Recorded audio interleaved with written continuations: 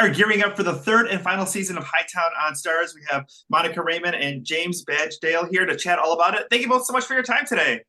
Yeah, thanks for having us. Thanks for having us. Monica, let's go ahead and start. Jackie is struggling, especially going into this last season, almost reminiscent of what we saw her in season number one. Let's talk a little bit about what we're going to see here. Yeah, man. Oh, poor Jackie. We start season 3 and she is rough. She's climbing in through a window to come back into her house. She's blacked out in the first episode. We see Jackie off the wagon, messy as hell, and still very much kind of obsessed with this investigation, trying to find justice and redemption for some of these missing girls and murdered girls in the Cape. And James, especially with Ray, there's so many ups and downs, and he's at a high point at the beginning of season number 3. But what can you tease as far as what we're going to see with him and Renee?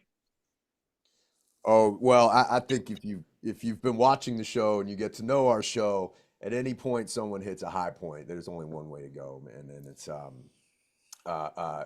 Ray's got a little bit of a ride in front of him, but also this is an ensemble show, so like we're all the characters are dealing with their problems, and I think the Ray and Renee relationship takes a huge curve in this season, and it's pretty cool. It's pretty cool to watch, but it's also pretty cool to act in it. Yeah.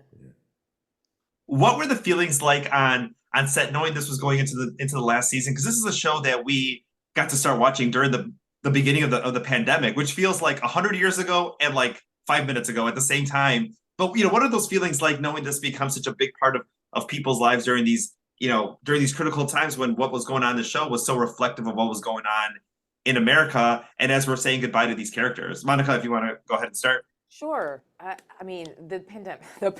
Can you believe that we went through that? It's crazy. Holy moly. And so what's crazy about your question's good and relevant here, because we were filming season 2 during the pandemic. We were one of the first shows back. Yeah, Yep. We went back and we had all these new rules in place to make sure everybody was safe, but we were making the show while people were watching as well.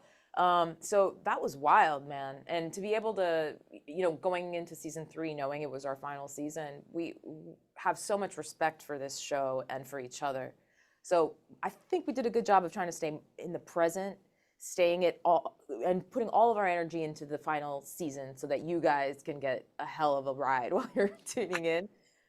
It was bittersweet, gonna miss this show. What about for you, James? It's hard to say goodbye.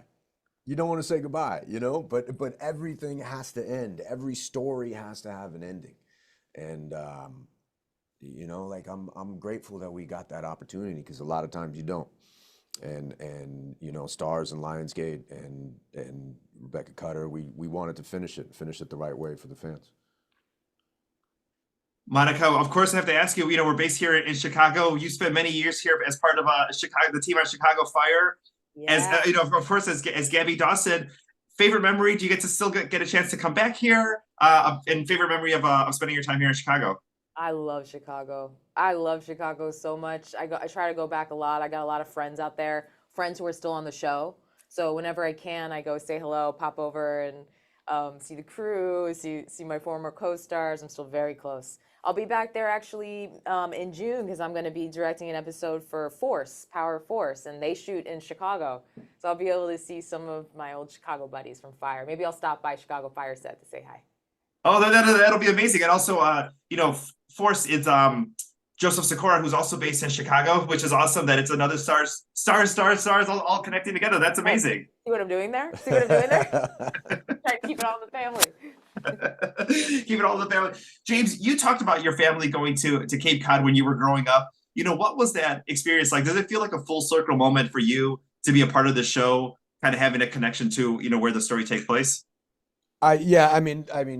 It's my memories of Cape Cod are so kind of fuzzy and brief. I was such a young kid, but I don't think you forget those sand dunes. You don't forget those woods. It's such a very specific place in the world, and I think that, like, for us to get the opportunity to tell this story that I think matters to a lot of people, and it matters to Cape Cod,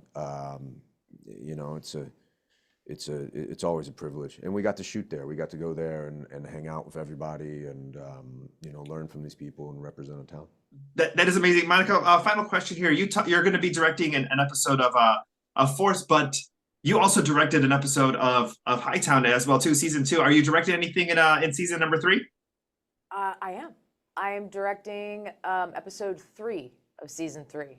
So you'll see my name up there as well. That was super fun, crazy, and challenging to be in front of and behind the camera. But I was very lucky to be doing it with my very good friends here. And I think the episode came out pretty tight. Let me know what you think when you watch. Of course, I know I'm going to love it. I'm a big fan of your work. We love you here in Chicago. Monica James, thank you so much for your time today. Hightown coming back on January 26th on Stars, and we'll see you here in Chicago this summer. I'll see you in Chicago. Thank you. Thank you. See you.